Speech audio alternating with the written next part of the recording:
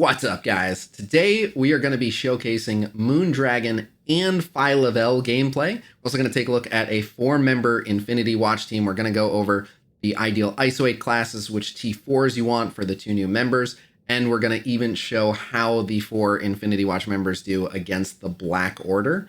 And that's one you don't want to miss. So let's get into it.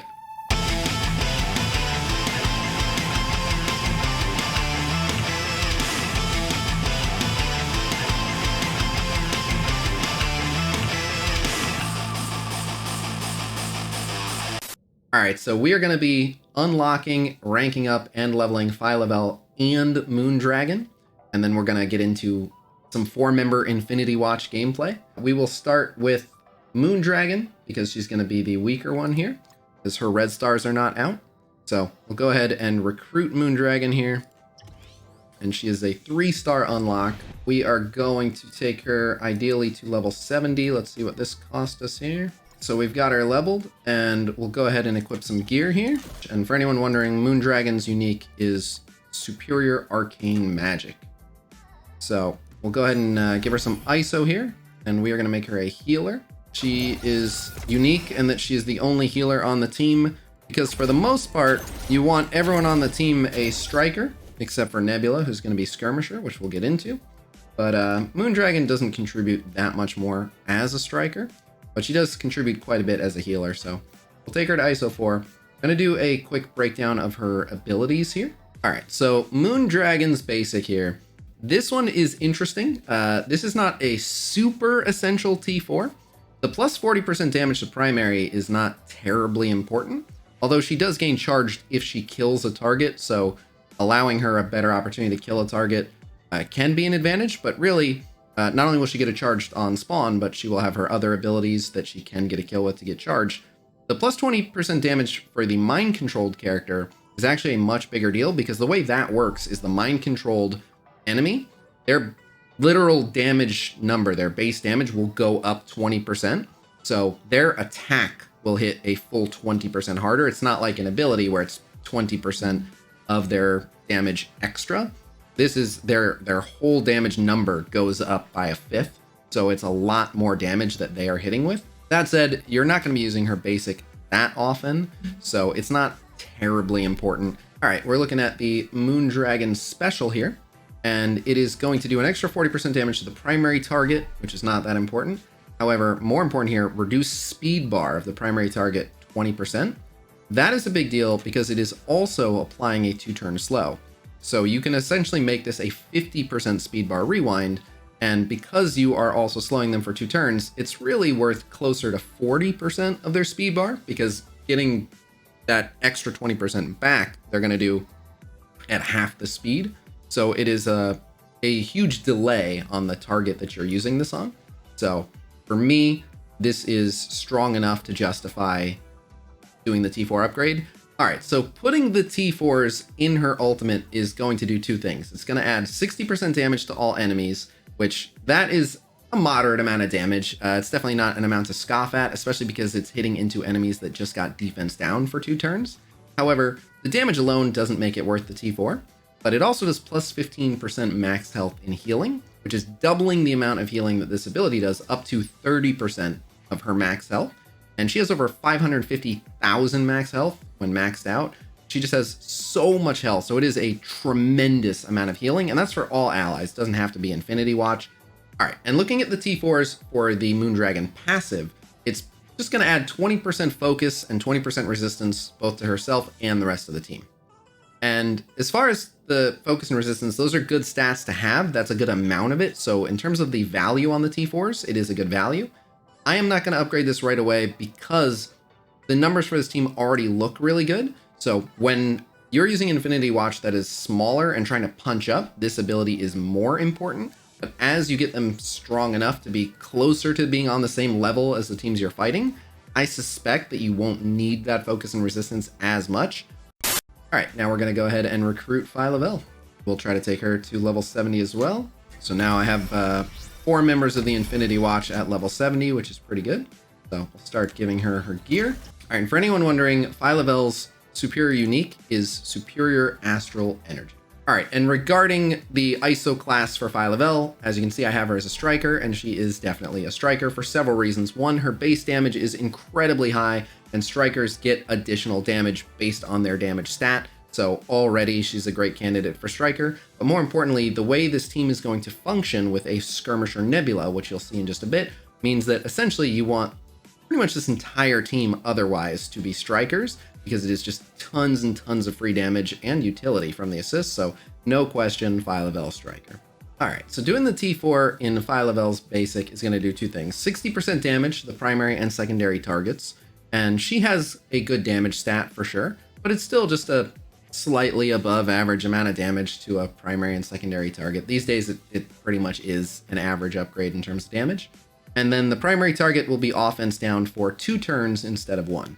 So this is certainly not a bad upgrade, but you're not going to be relying on that extra turn of offense down from the basic that you're not really going to open with that often. And the ISO bonus attack, if you're running her as striker, will not get an extra turn of offense down no matter what. So it's not that useful. It's only when you're basicing. So while it's not a terrible value, we're going to hold off at this. All right, looking at the T4 in Phyla-Vell's special, it'll do 50% more damage to the primary and secondary targets and 10% more piercing damage to the primary and secondary targets.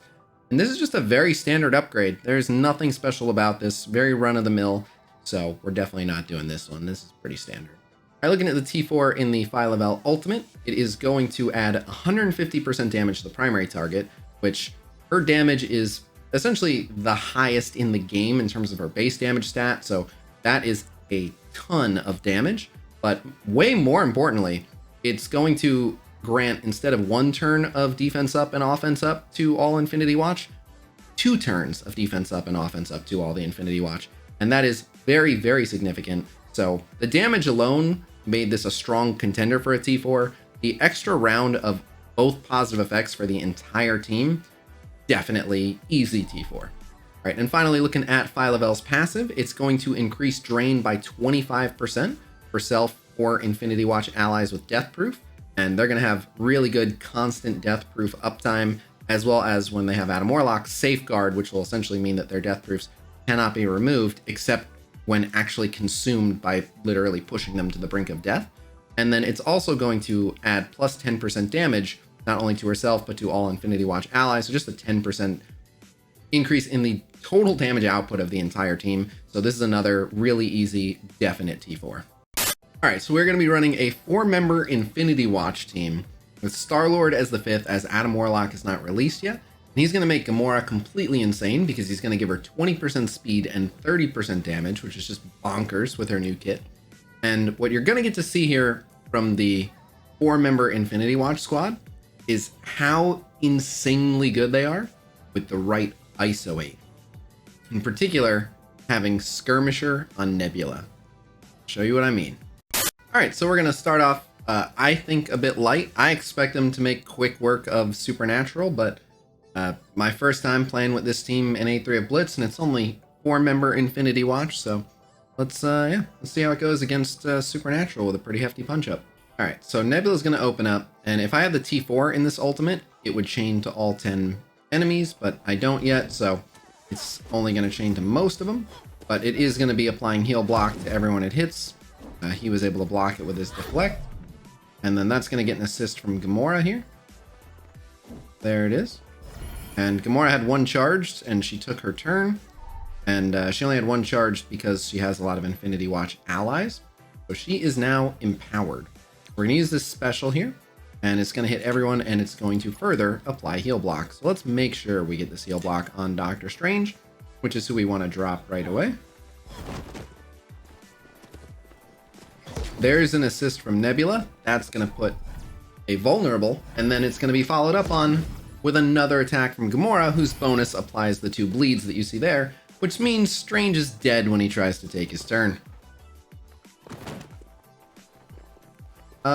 I did forget that blinding will kind of get us punished because Elsa. So we'll just go ahead and ult here. I like to open up with a Star-Lord special and feed energy, but it's not going to be necessary. There's an assist from Gamora for being a Guardian, and then an assist from Phyla-Vell. And then we're going to let Phyla crush this clump over here because Strange is basically already toast. Alright, lots of barrier. Nice chunk of damage there. There's an assist from Nebula. That's going to put a vulnerable. Therefore, follow-up striker attack from Phyla. We got an offense down on Mordo. Alright, we got a little bit of angry retaliation coming out here. And then we will go ahead and, yeah, go ahead and use this. Moondragon special. That's a block, but that's going to kill Scarlet. Strange is yet to actually take his turn. When he does, the bleeds will kill him. Alright, the offense down Mordo ult, not bad. The dodge from Nebula, punished. Strange finally took a turn, he's gone, and Gamora's gonna take it from here. So, we're gonna get this ult. That's gonna be goodbye Elsa. That's gonna give her a reset. Gonna go again. Goodbye Mordo. That wasn't even close. It was a massacre. I mean, at this point, let's try the Black Order.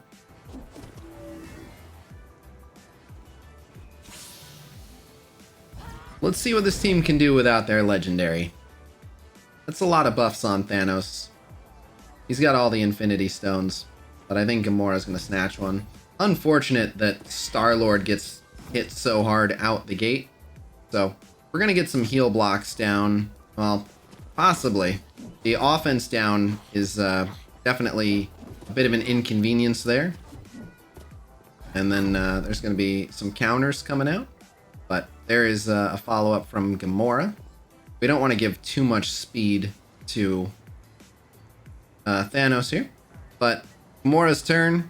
She gets empowered. Let's see what we can do. On the one hand, I really want to use this special because it's heal blocks and everything, but Thanos is yet to flip, so you know what? Let's see if we can just kill Proxima. Dare to dream. Goodbye.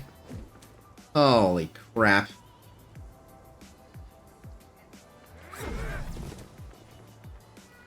Alright, and then there's going to be some... what I'm really worried about is Corvus here. Oh, but... well... can we, by chance, get a blind on Corvus, please?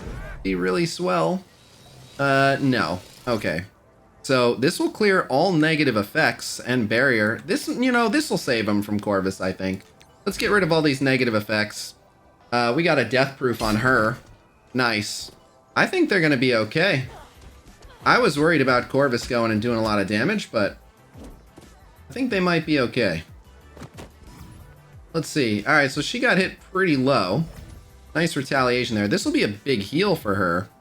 So we have to use this on Cull, but this will essentially delay Cull quite a bit. I'm not sure how we're going to get through Cull, but yeah, she successfully removed all of his buffs, so actually that's how. She successfully removed everyone's buffs, actually. Not bad. This is actually quite doable. Heck. Let's go for it at this point then. Let's try to slam Ebony.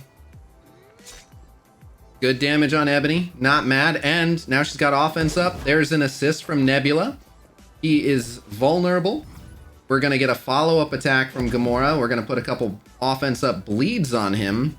Oh, I'm not sure that he likes that. Do we get another? Oh, we do get another attack. Oh, and the counters will be great. And we have an assist from Gamora. Ebony is not going to get to see a second turn. Gamora is going to take him out. Thanos is already flipped. He's gone. Let's drop some heal blocks. The Black Order toast. That's a wrap. Who needs a legendary? I am quite impressed. This ISO combo is preposterous, with Nebula essentially letting everyone triple tap, and Gamora really taking advantage of it, so this is gonna hurt. We didn't lose anyone, and there should be some counters coming out. So there's a counter, there's a counter, and There's a counter. Goodbye to Thanos. And now we have some death proofs, so they're not about to die immediately. And here's what I'm really looking forward to because of all the death proofs. You won't see it here on Star-Lord, but every other member of this team who has death proof is now going to get so much life steal. You just saw that 36k heal. That's a 24k heal. They're all going to heal like crazy. So watch this heal. That's a 58,000 health heal. That's a 26,000 health heal. Cull is dead. Moondragon coming out, 20,000 health heal. 23,000 health heal on Nebula. They're not just beating the Black Order. They're styling on them completely. Look at that. That's an attempted murder, and she just counters back, heals for 35k, says, "Get out my face." No casualties. They didn't just beat Black Order. Nobody died. Damn. Alright, so there you have it. That is your first look at Phyla-Vel and Moondragon, and just a first look at a 4-member Infinity Watch team. And they are completely insane. I mean, what is there to say about this team other than who needs a legendary?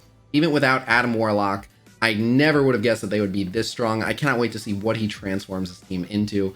They are nuts. But having said that, I've gone on long enough. I've been streaming today for over 13 hours. We have uncovered so much stuff in the data mines. I have a ton of videos to make for you guys. So you're going to see a flood of content coming to this channel over the next few days. But I've gone on long enough in this video. So I'm going to wrap up. Thank you guys very much for checking out this video. Please be sure to like, subscribe, and ponder why is Gamora. And I will see you guys real soon. Until next time. Peace! Oh, I will retake it. Oh, God, again? Oh, God.